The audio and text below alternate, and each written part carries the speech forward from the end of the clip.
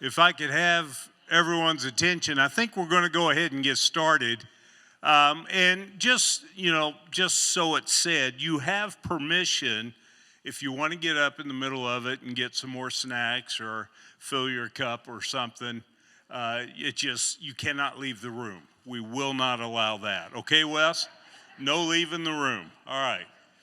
But we're glad that you're here tonight to share in this time. We really didn't know what to expect. We knew all along we were going to be offering something like this, and we were going to be using it in part as a gauge to see what might be needed to follow this. And I'll talk more about the cards that are on your table at the very end. Because that's also something we're using to get a little bit of feedback from folks with. This is the Trauma Healing Center that's going to be sharing with us tonight. Melissa is going to be up here, I think, doing the majority of at least the initial talking and all. And Stephanie is in the back underneath the clock. And so if anyone wants, like some one-on-one talking and all, that's what Stephanie is back there for. Melissa is going to be leading the entire group. And there will be a question and answer time, after, 45 minutes, give or take. So that's kind of the plan as to how we're going to be approaching this tonight. So we appreciate these ladies coming and sharing. And I assume you're going to share a little bit about what you two got started and what you're trying to accomplish with different groups, including churches like us. But let's go ahead and start off with a word of prayer. Father, I'm thankful for your presence here tonight. That's what matters most. And so we thank you for blessing us with your presence. And we pray that you would use this time to do a good work within each individual's life, within our hearts.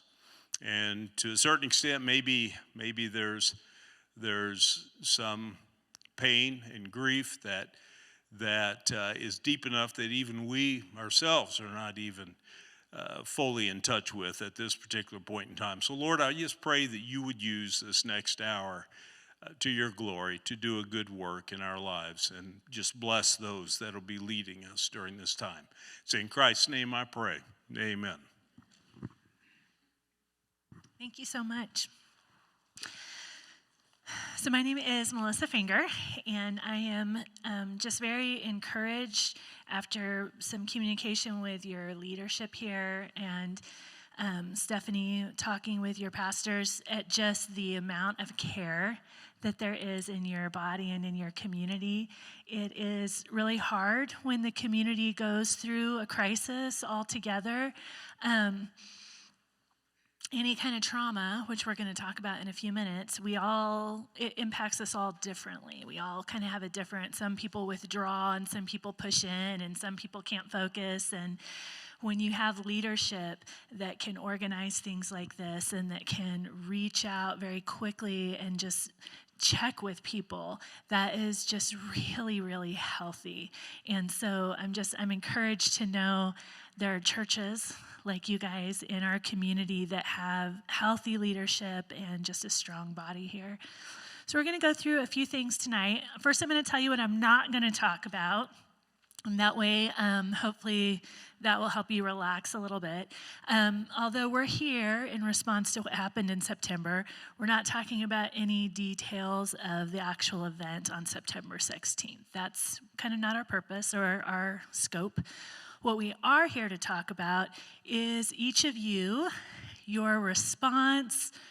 We're going to talk about what's a normal response. We're going to talk about how do you know when a normal response turns into something where you might need to seek help and go a little bit deeper. We're going to talk a little bit about how to talk to your kids and how to help your kids move forward.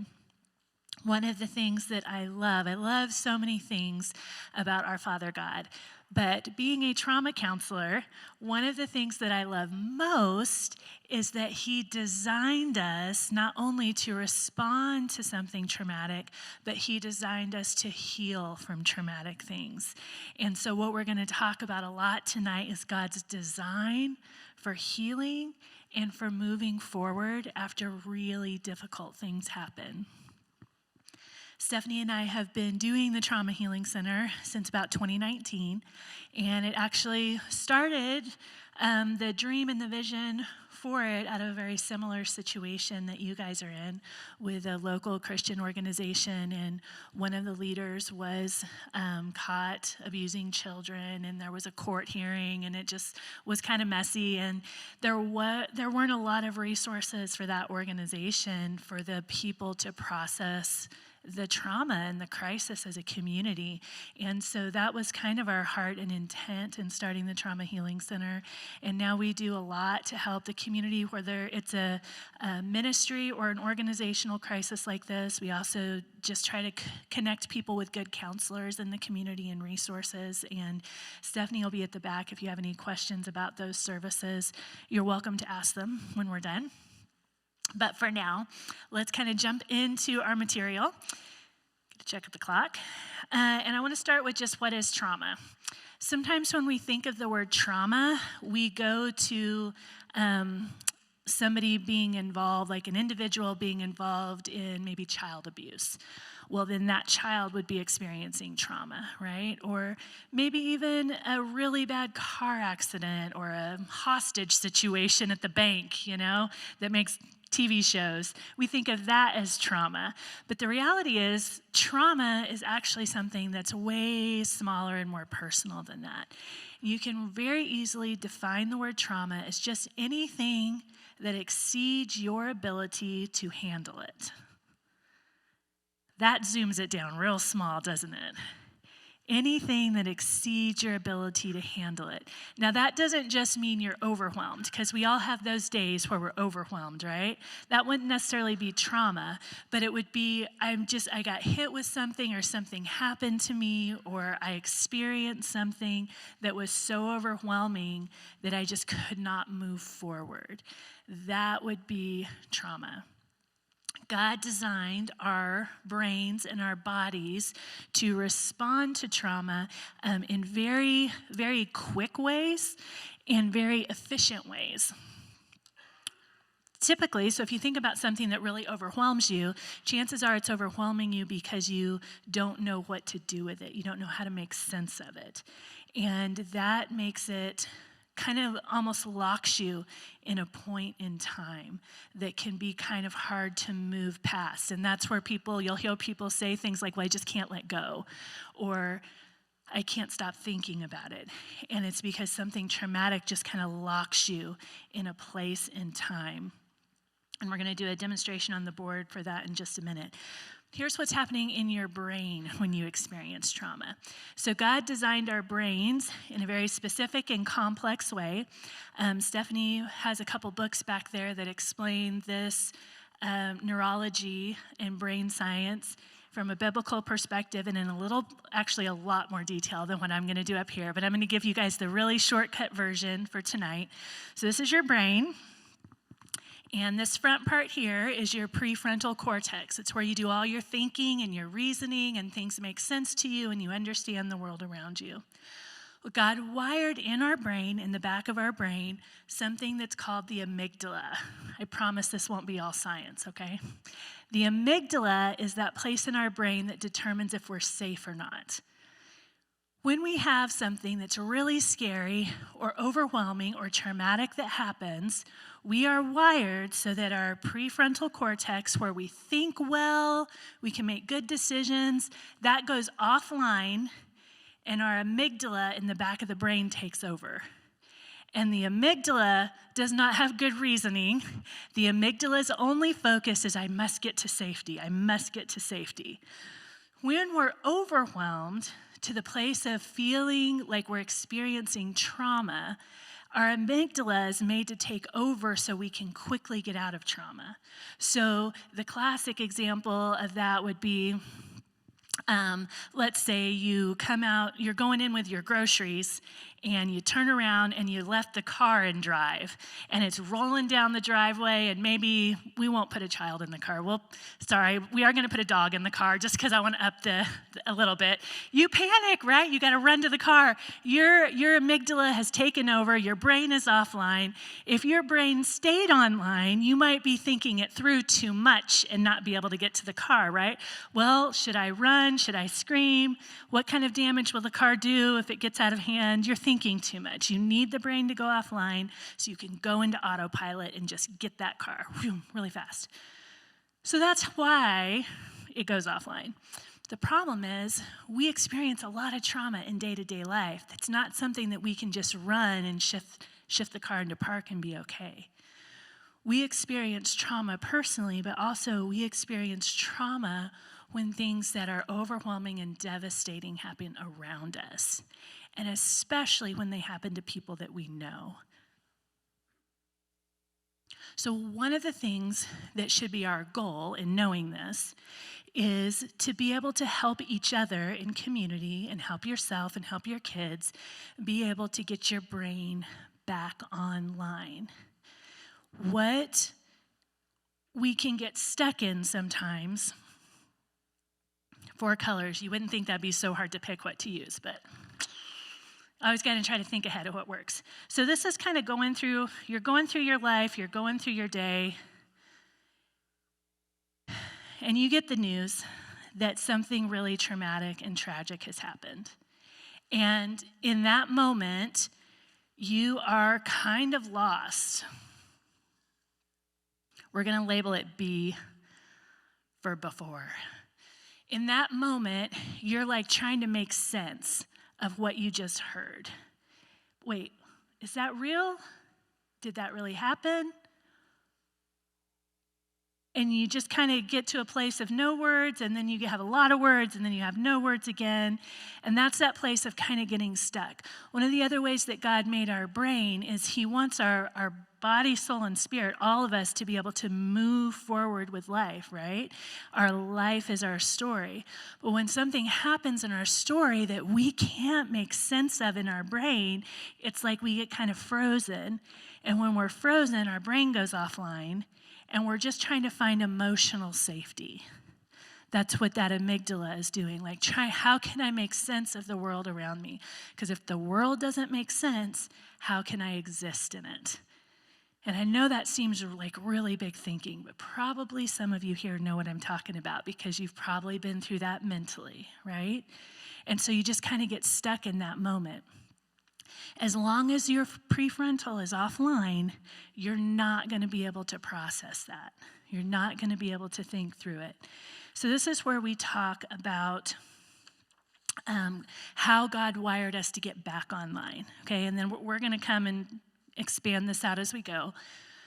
So when we have that thing that's overwhelming happen, we hear a story about something with someone we know that's overwhelming, and our brain goes offline, and our amygdala is trying to find safety, what we need to be able to do is to be able to regulate.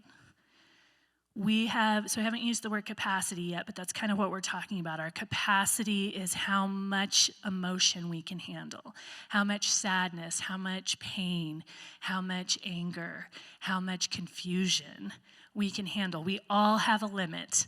Only God is infinite. We are human, so we have limited capacity.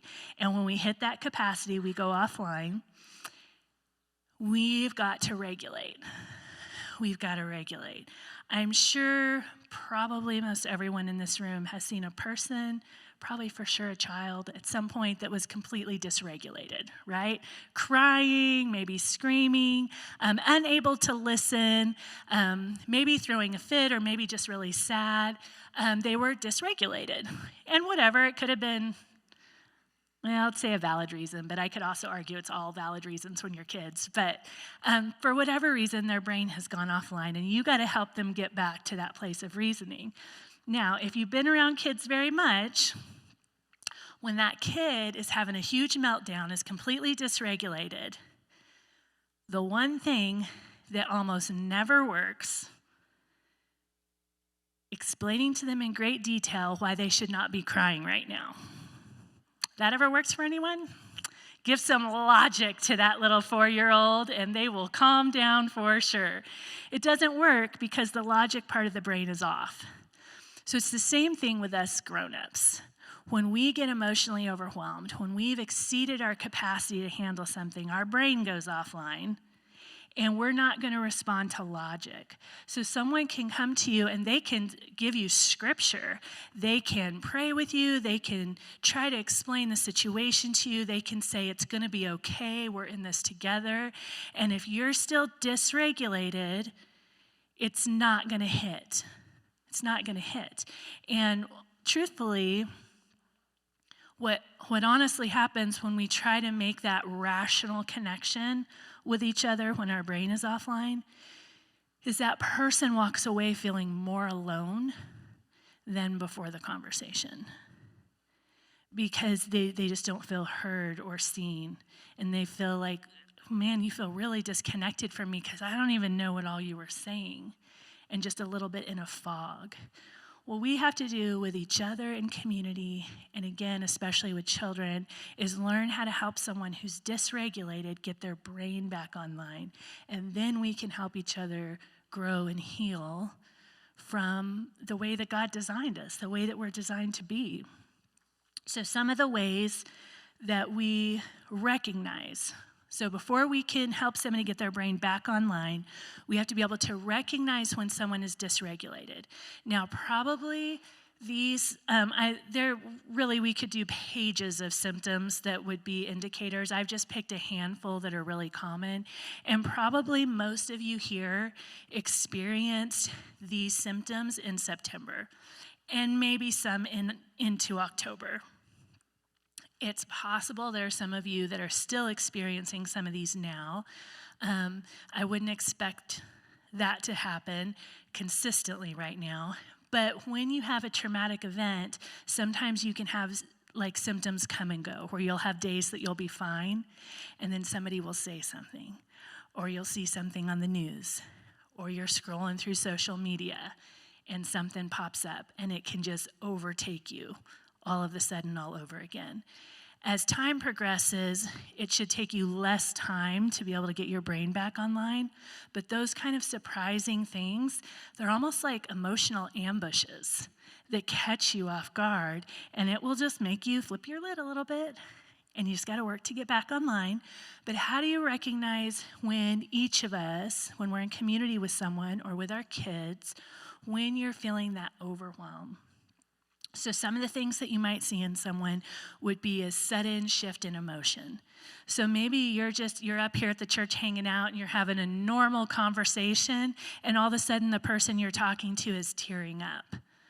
Or maybe they were really engaged with some good eye contact, and all of a sudden they're just kind of like, you're not even really sure if they're listening anymore, and they're not really connecting with you.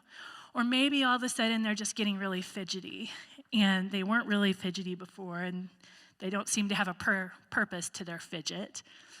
So that kind of physical movement.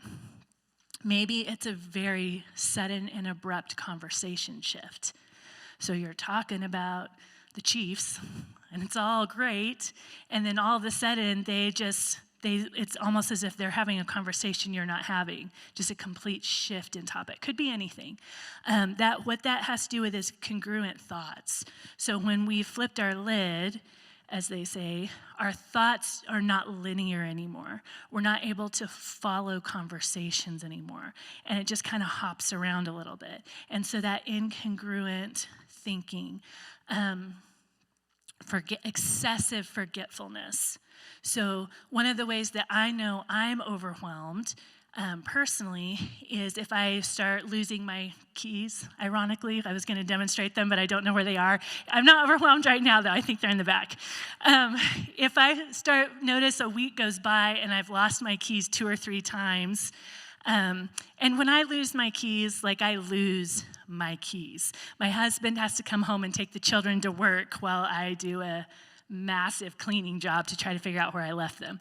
When I do that 2 or 3 times in a week, I know that I'm stressed. And that's when I like pull away and I'm like, okay, what did I miss? Like what's happening and how do I regulate and get back into my life? We all have those indicators, and it's really important if you don't know what yours is that you figure that out.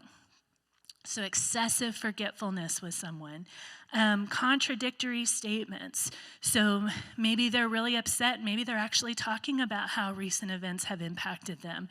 And then you just kind of see them shift and they're like, but I'm fine, and yep, God's got it, and we're good. I don't know that I'm buying that. That's just a little too sudden. That doesn't work that way usually. So when we see those indicators in people around us, and those are good grown-up ones, that's when we have to recognize, okay, something just happened, or maybe they've been dysregulated the whole time, and I want to help them get regulated again. In little kids, it can look similar. In little kids, you may see it with lack of focus. So instead of the excessive forgetfulness, maybe they're sitting in class and they just can't focus on what the teacher is saying. You might see a drop in grades.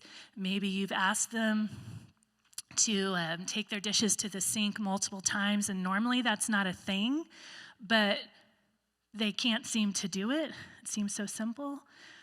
Maybe they are extra emotional. Maybe they are not emotional at all. Maybe they have what we call flat affect. That means their face just doesn't show a lot of emotion. Maybe they cry at random things. Maybe their emotional response is normal but excessive. So yeah, they would normally cry when I ground them, but this seems a little excessive. So excessive emotional response. Any of these things can be indicators in your children that they are experiencing trauma. Now, I want to back up and restate what I said a minute ago, is that you have kind of 2 things that happen. The initial trauma, hearing about it, the shock, you go offline, probably every single person did. That's just normal. What varies, because that's how God designed us, what varies between each person is the skills that we have to get back online. That's what varies. So for some people, they can do that hours, days. For other people, it may take weeks or longer. So that's what varies. Then once you do kind of get your brain back online and you're like, okay, I'm not sure that I'm okay, but at least I feel like I'm functioning now. At any moment, this can happen again when you get triggered again, or when there's new information, or a new step in the process, because there's going to be lots of steps in the process that you guys are in right now. Recognizing the signs in yourself and each other helps you get things back online. Excuse me. So 3 of the things that we talk about in Stephanie's books back there to help get somebody's brain back online, okay? Really important things. 1, okay, so I have to say this first. God is great. Like, I'll always pause to say that. He's amazing. He made us very complex. He made our body, brain, body, soul, spirit to respond to trauma in a beautiful and effective way. One of the other things I love about how our Creator made us is that the steps to get through trauma, okay, the steps to get your brain back online, the steps to heal, they're not hard. Isn't that amazing? I feel like God was saying, listen, I know you're not going to be in your right mind right now. So I'm just going to make this really easy so you don't have to do things that are really hard because you got too much. So I'm going to give you some easy things to do so your brain will function so you can heal. Isn't that great of him not to make it complicated, even though the situation is complicated and messy? The downside is we tend to think, oh, well, that's too easy. My problem is ginormous. The emotions I feel are ginormous. My pain is ginormous. What you're asking me to do is too easy.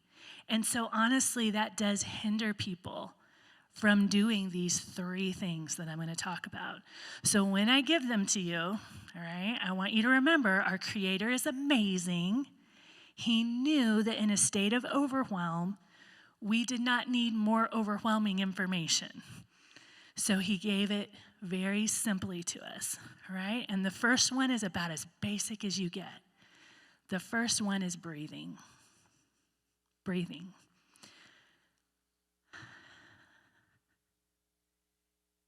Now, one of the ways that I tell if I'm stressed out a little bit, because I don't wait till I flip my lid. I'm kind of always assessing that. I'm in a lot of stress situations with work and around other people. As I think about my shoulders, when I breathe out, how far do my shoulders drop? Because if I'm holding tension, if I'm stressed out, maybe I'm still regulated, but I'm a little stressed out, my shoulders are just not going to be fully relaxed. And I just breathe out and drop my shoulders as far as they can go. And then it's like, okay, I've told my nervous system I'm safe. I've told my nervous system I'm okay. It is your nervous system in your body that alerts the amygdala that there's danger. So what happens in a stressful situation? One of the first things that happens is our breathing changes. So sometimes we hold our breath. Sometimes it's with a gasp. Sometimes, honestly, we just sort of stop breathing.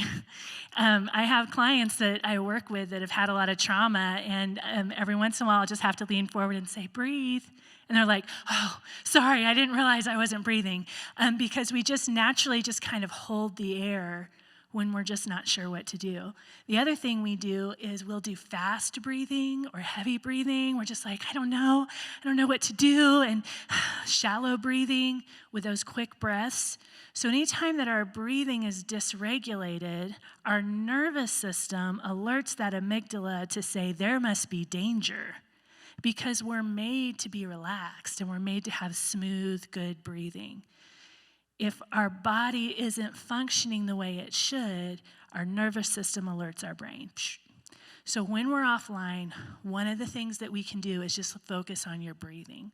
I do this with kids. I don't work with kids a lot, but when I do, I will have them focus on their breathing. And sometimes they can't when they're completely triggered. I had one girl that I worked with for a while that would just get really panicky, and she would just be sobbing. And it wasn't the kind of tears that she needed to process things. She was just stuck. She was dysregulated and stuck. And so I would put my hand right on her chest, and I would say, okay, can you feel my hand moving up and down as you breathe? Can you feel my hand moving up and down? The nod while she's still sobbing. And then I'm like, okay, I just want you to focus on my hand. Just focus on my hand.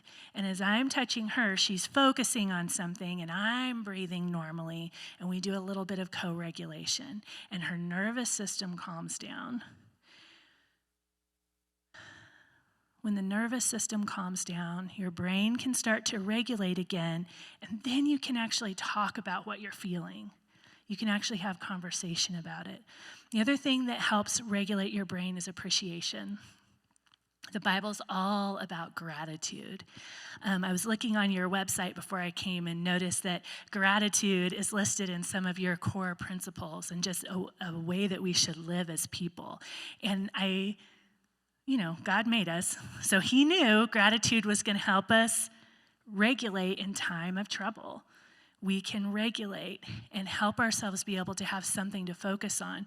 One of the reasons that gratitude helps is because when we get stuck in that place of, wait, this doesn't make sense, what happens is we get dysregulated so much that we can start to question honestly our existence. We question what we've believed before. We question the people we've trusted before.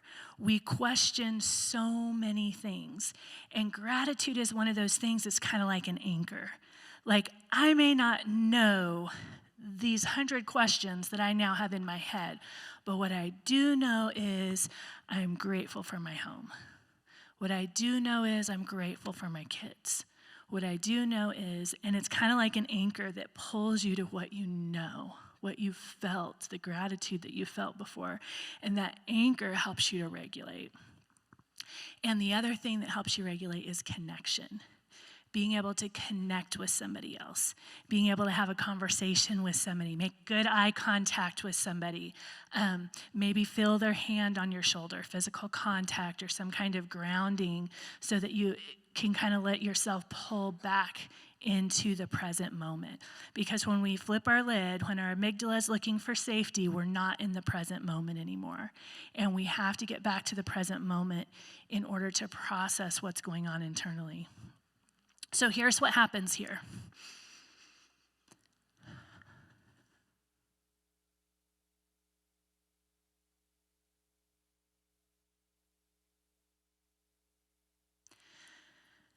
Okay, 2 big words for you. We have something really tragic and really awful that happens.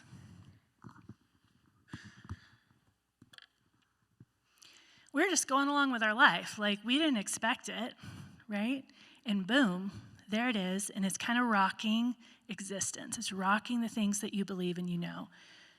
What happens in this moment is we kind of get stuck with no path to move to the after, to move to after what has happened. So we make it to September 16th, 17th, 18th, 19th, 20th, wherever in there you heard about what had happened, and you kind of lock up a little bit, and you don't know how to get after that. You don't know how to get past it with your mind. What happens in this gap right here is what we call derealization or depersonalization. What that means, derealization means the world around me does not seem real. So that's like, I don't even know, I don't know what's real anymore. I don't know who to trust. I don't know maybe my faith. God, where is God? I don't know, just nothing feels real. It just feels like I don't have anything to hold on to. You just kind of feel like you're floating in nothingness. So that's derealization. It's a normal thing to happen when you're in shock after trauma. Depersonalization means I don't feel real. And that can be like when you have something shocking happen and you just kind of go on autopilot. And you're doing the things that you need to do. You're going through the motions, but you're not connected to anything that you're doing. So an example that I use of that is when I was in my 20s, I was in a car accident, hit and run.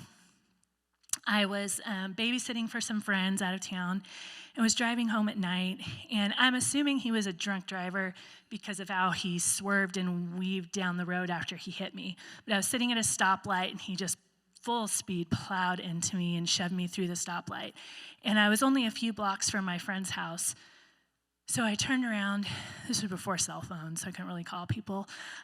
Turned around, drove back to my friend's house, and I can still see myself in my mind's eye. I had on a baseball cap, and then I had my ponytail kind of sticking out the back of the baseball cap. But when I came up to the door, my hat was most of the way off, and my hair was kind of out everywhere, and I knew I was completely disheveled. I knew I was a mess. And I remember standing at the door thinking, I need to fix my cap.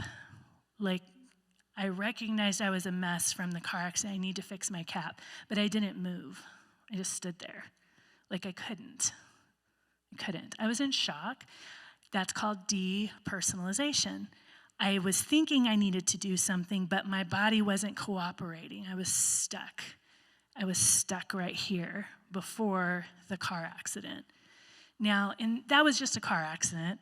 And I wasn't injured, and I don't remember about the car, but obviously that wasn't too traumatic if I don't remember. So that didn't take much. Within a couple hours, I was able to move forward and get unstuck from the depersonalization. When you have something that affects your entire community, the way you guys have had, it takes a little bit longer to get unstuck. Takes a little bit longer to get into where you feel your life again, where you feel connected again because of this this gap right here. What you need in this gap is a way to make sense of what happened. So what happens on this side and what keeps us from crossing over. Now, the thing is we do cross over because life goes on, right? It's not like anyone could stop living, stop going to work, stop taking the kids to school. Life is moving, but this is why you feel so disconnected internally, is because your brain is stuck back here. You haven't been able to process it because of this gap. How do you make sense of some things? How do you make sense of it? And again, we have to make sense of ourselves, of the world around us, of God, in order to move forward. What I would encourage you not to do is don't look for something that's just going to satisfy all your questions. Because I tell you what, typically when really traumatic things happen of this nature, there is no good answer to fill in this gap, to make sense of it. Sometimes people can fill it in with mental health condition, medical condition. I don't know, I could go down a list of things, but it wouldn't be a pretty list, so we'll stay there. But even those things, most of the time, don't fill this gap right here. And so you're left stuck, and you're left wandering. I've been working with situations like this since, directly, I've been a trauma counselor for about 15 years, so I've been working with situations like this for a long time, but specifically with organizations and communities involved in crisis since 2019, or 2018. And I will tell you, there are people from 2018 that I know that have not crossed this yet. And they're still living separate internally. They're still living disconnected. They're still going through the motions. They're still having nightmares. They're still rehashing details in their head that they don't even know details, but they're rehashing details in their head. They're still asking all of the what-if questions. That is a hard way to live. And if you get kind of stuck in this place of, if I just have all the information, I'll be okay. I'll just tell you, it just doesn't work that way. It just doesn't. Scripture knows that. So one of my favorite verses in a lot of trauma situations is actually Proverbs 3, 5, and 6. It says, lean not on our own understanding, but in all our ways, acknowledge God, right? Acknowledging God, wow, what better connection is there than that? And what does connection help us do? Now, when we are expecting an explanation from God, that can be really hard because God's not one to explain himself a lot. He does at times, but usually in our pain, honestly, what we're needing is not an explanation. We think that's what we need because we're trying to fill in this gap. But what we really need is to be able to move forward. That's what we need, and we're just grasping at whatever we can find to make sense of things. Now I'm going to write something on the board here that's going to cross that gap. And I want to tell you two things before I do, okay? One, I want to remind you God made healing simple. It takes a long time sometimes, okay? So I don't want to sell the time frame short. But the steps that we take in that time are not overly complicated because he knew that we would be in a difficult situation, okay? And then two, I'm going to tell you that what I'm going to write on the board is going to be most effective when you're in community, when you can be together, when you can trust God and say, God, I put this in your hands. I don't understand it, but I don't know that understanding is what I need. What I need is a way to move forward. What I need is a way to move forward. Okay. I feel like I just want everyone to be prepared. And if someone's feeling triggered right now, you're completely 100% fine to zone out. You don't have to listen to me if you're feeling triggered. You can go get some chips or a drink or something. Okay, here's how we do this. Let's get a bridge. Because we got to cross, we got to be able to move forward. We have to connect to our own self so we can feel okay, so our brain can come online.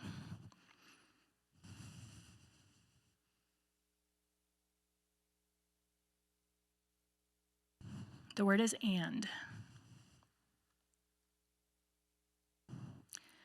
One of the hardest things, but one of the most solid things that will move you forward is to say, yeah, I knew this person, this is who they were. This is who I knew them to be. This was my relationship and experience with them. And this is what they did.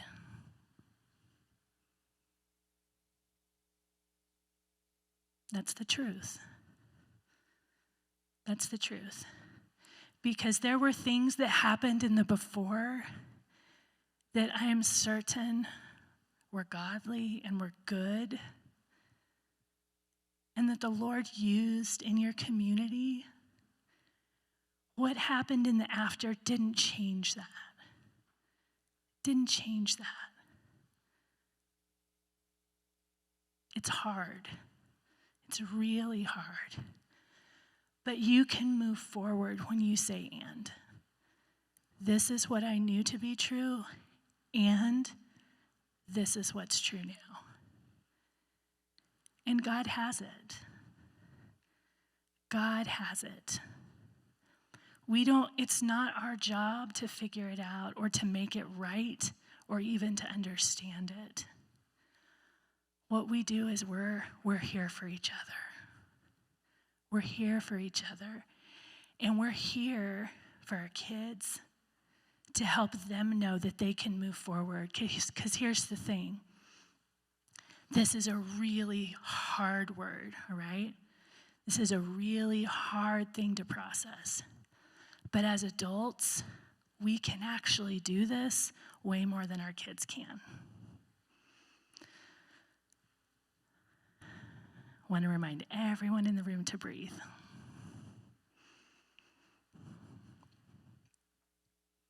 As we breathe, as we help to regulate our brain a little bit, as we allow our hearts to connect with the Lord, because He's here. He sees each and every one of you. He sees your family. He sees your connection to the situation.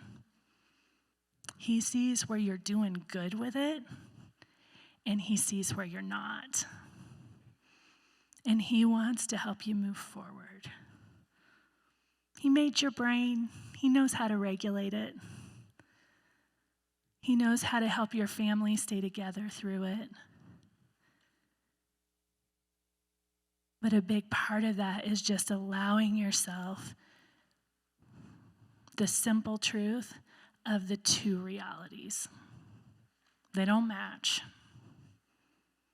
And I don't know if on this side of heaven it'll make sense to us why they're so different.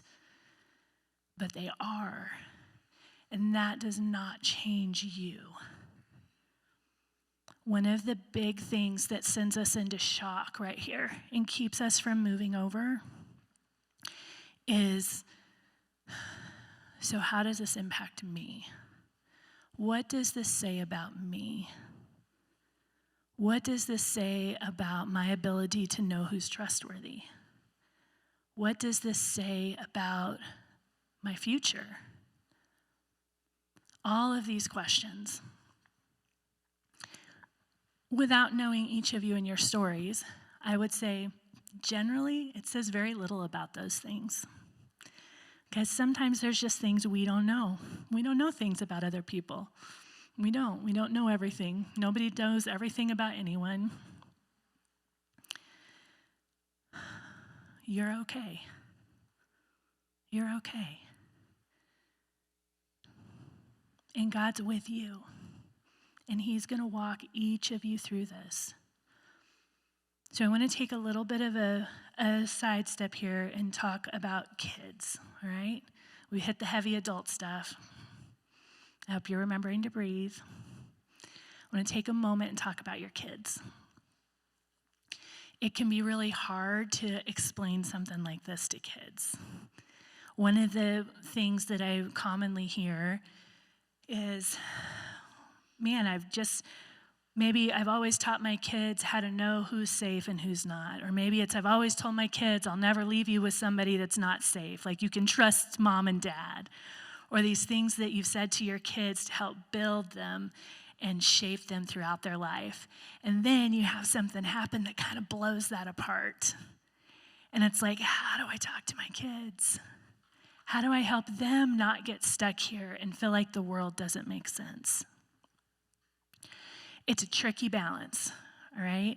And I got about maybe 5 or 6 minutes left before we're going to go to Q&A. So if you guys have questions, you can get them ready for us. There's all different age levels and developmental levels and things that you have to consider when you're talking with kids about something like this. And if you have a specific thing, I can maybe address it in Q&A, or you can even talk to Stephanie about it at the end, and she'll be happy to give you some help and some advice on it. But you know your kids, so you be age appropriate with details. Because even though their little brains may be thinking, I need to know what happened. And some kids get hyper-focused on that. Like, what exactly happened? Like, I need to know. That's not really what they need. Remember, they're just like you. We're all made by the same creator. They need to be able to cross over to after. They just need a bridge.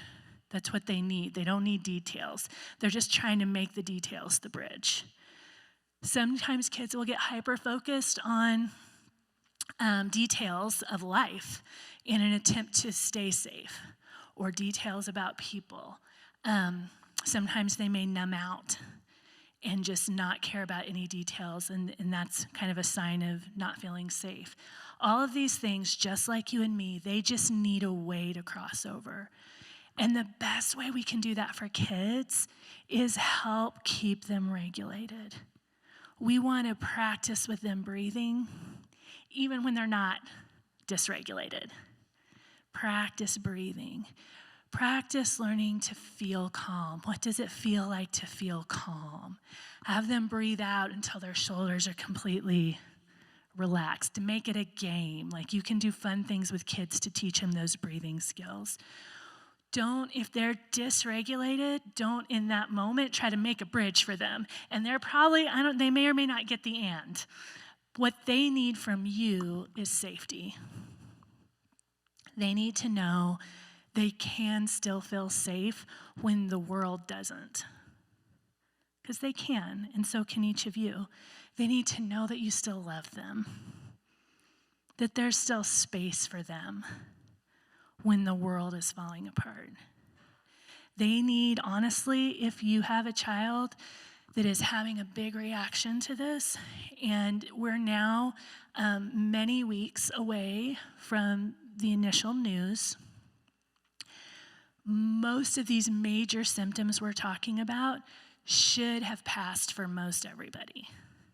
If you're still stuck in that disconnected, dysregulated place, and you haven't got out of it. So if you're going back and forth, okay, that's one thing. But if you're just stuck in it more times than not, you probably need somebody to talk to or somebody to pray with you, because it may be connected to a deeper trauma. It may be connected to something else that's happened to you in your life. And trauma does compound on itself. And so when we get stuck in the symptoms for more than 2 to 4 weeks, that's the rule, then we know that we need to seek some outside help to help us regulate. With our kids, the rule is very similar. If you're 2 to 4 weeks out and they're still having trouble focusing at school, not completing their chores like normal, extra moody, withdrawn, hyperactive, they may need to talk to somebody to help process what's going on for them. And actually, play is better for little kids. For teenagers, sometimes they can do talking. Sometimes art's really good for teenagers. There's different ways you can work through that, but you need to be really patient. You need to be patient.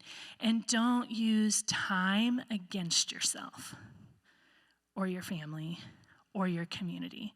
And what I mean by that is, well, so much time has passed, so I should be better. I should be okay. I'm looking around the room and everyone else seems fine, so I should be okay. Don't do that. Don't compare. Because one, you can't tell by looking around the room. That's just a thing. We can't tell what's going on inside other people. And two, there honestly is not a time limit on healing. God wired our body, soul, and spirit to be connected. To be connected. And sometimes it just takes a little while to get all of that in a good healing spot. A good healing spot. So I want you to take a breath again. Make sure you're breathing.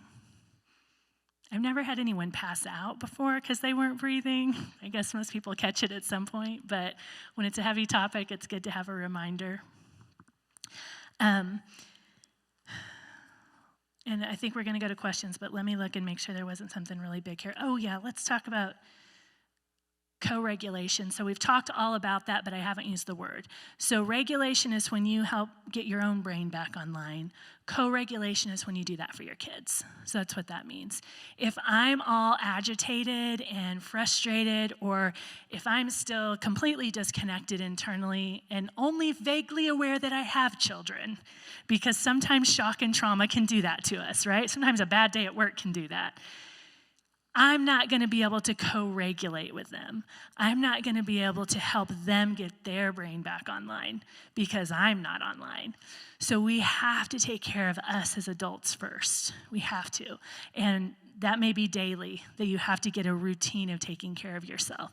Then when your child is co-regulated, you can just be with them. You're calm. You're breathing, because you learned that tonight, how to breathe. Who knew you had to learn it? They will pick that up from you. Kids do what we do, right? They don't do what we say, they do what we do, and that's honestly any age. You are okay. You are moving forward. You're not obsessing on details. You don't need all the answers. When that's true for you, that will start to become true for your kids. You can help them, help yourself.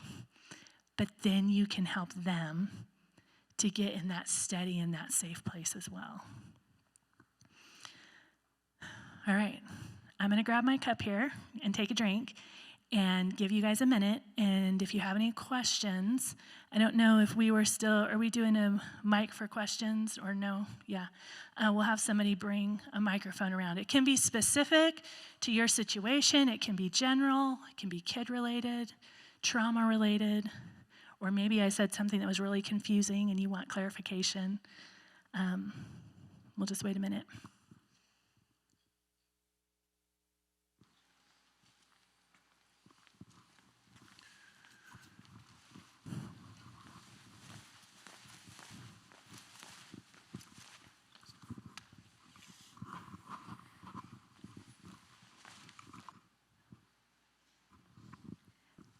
What's the difference between grief and trauma?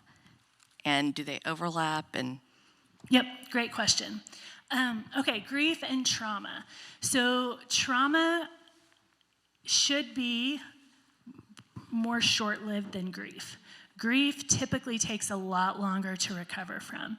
But what happens there when you're experiencing that is you have, so let's say you have something really hard happen.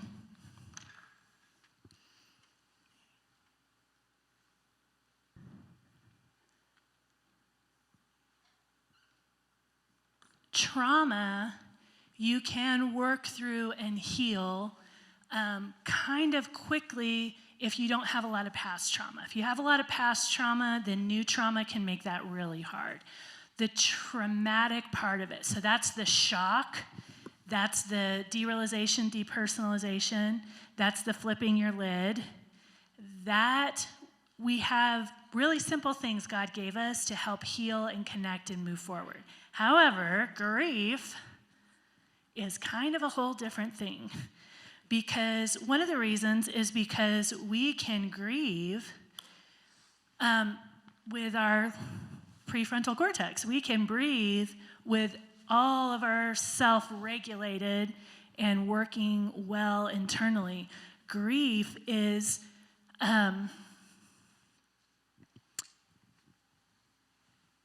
so one of the ways that we tell if they're overlapped, like if you're experiencing grief and trauma, is that grief will feel like a little bit of a survival instinct is kicking in. Like, I have to resolve this. I have to get better. Like, I have to make sense of it. Like, that have to is trauma.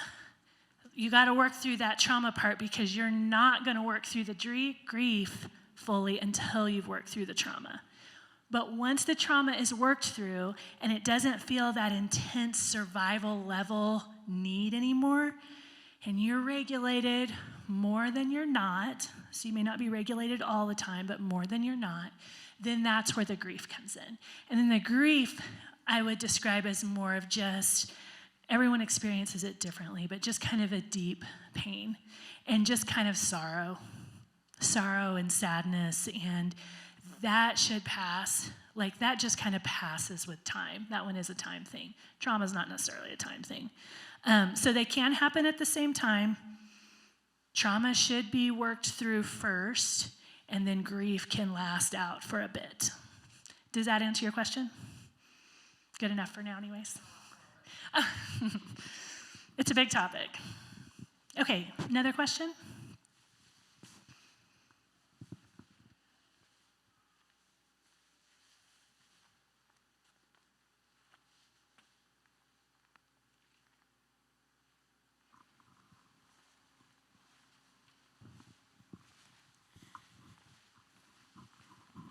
He's coming. He's right behind you. When I keep telling myself I need to know the answers, and the answers don't come. And I keep telling myself I need to know the answers and the whys and the what fors. How do I get past that? Great question. So what we have to do when we kind of get stuck in that is we really need to change our inner dialogue a little bit. And the first thing I would do, if you were sitting in my office and you said that, the first question I would have is why? Why do you need to know the answers? Because often there's something else that will meet the why other than the answers. So maybe it's I need to know the answers so I can be at peace. Trauma therapist for 15 years. I will tell you, answers rarely bring you peace. They often bring you more questions and sometimes things you didn't want to know. Maybe it's I need to know the answers so I know how to talk to people, because I don't know how to talk to people. Most people don't need the answers either. So if you have that, either I need to know the answers or any version of that question that you're just repeating in your head and you just keep hitting a dead end, and you keep hitting a dead end, then I would say you're asking yourself the wrong question. Think about, why do I think this is what I need? And then once you get that why, I would take it to God and I would say, okay, God, this is what I feel. I realize this is what I'm thinking and this is what I need. What solution do you have for me? Because that peace is going to come a different way. But we have to change the dialogue. If you're hitting the brick wall, change the question. Because that will keep you stuck here. Do you have a follow-up to that, or is that okay for now? Okay. Thanks, Brad. I had that question too. But as a follow-up to that, one of the reasons I keep going back to why and wanting to know the answer is, in this specific scenario, in my mind, in my opinion, a man of faith and someone close to God, and I admire, and if this can happen to that person, what does that say about my faith and my position? And I've talked to someone about that, but I'm curious that's kind of related. That keeps coming back, even though I feel like I have a good answer to that, but that's kind of why I keep asking why. Yeah, that's a great question. We do apply it to ourselves, and kind of that, what does this mean about me? And what does this mean about, and I hear your question is more, what does this mean about me than other people, right? One of the things that I would say, in a hope that it wouldn't sound too cliche, is if not for grace. And truthfully, I think this is one reason why the Bible tells us to be sober, to be vigilant. Because any one of us maybe aren't capable of what happened in September, but any one of us are capable of things that we wouldn't be proud of. We'll just say it that at the very least. And I think that there is a place where we have to, well, this isn't where I was going, but this is what came to mind, so I'm going to say it. I think there's a place where we just all receive an extra dose of humility. And it's like, wow, if somebody like that could do something like that, God, guard my heart, guard my mind. Nobody's above temptation. Nobody's above sin. And so we guard our heart, we guard our mind, but we don't fall prey to fear. That's where I would caution you in that. Because what can happen, so scripture also says Satan goes about like a roaring lion, right? Looking for who he can devour. And when you are going through these questions internally, he's going to sneak in anything he can. And fear is one of those things that comes in. And it may not be fear of personal safety. It may be fear of what if it was me? It may be fear of who next, like looking around the room, who next? Could be fear of a lot of things. Healing, fear is not how God wants us to walk out the after. It's not. And that's where we have to do some spiritual warfare. We have to do some praying around that. Find out if it's connected in anywhere. And then we have to trust that God is there. Life isn't going to be perfect. One of the questions I had at another event like this that we did was, the question just flew. I remember the answer, but the question just flew out of my head. Maybe it's not important. I'll come back to it if I need to. We have to be able to move forward. Oh, I remember what it was. It was about teaching kids that the world can be safe, like learning how to watch for all the signs so you know who not to be friends with on the playground, and that we can basically figure out who safe people are if we're vigilant. And the question was, so after their incident was kind of similar, and they're like, what do we tell our kids now? Like, this should have been a safe person, and it wasn't. And the answer was kind of another hard thing, not quite as hard as the and, but the answer was, we can't always know. And what we need to teach our kids is not that we can always have the right answer or always figure out who's safe or not. What we need to teach our kids is that we do our best, and when we're wrong, we can still move forward. Because God made us to heal. He designed us for heal. And not getting stuck in that place of feeling like we have to have it figured out. We have to prevent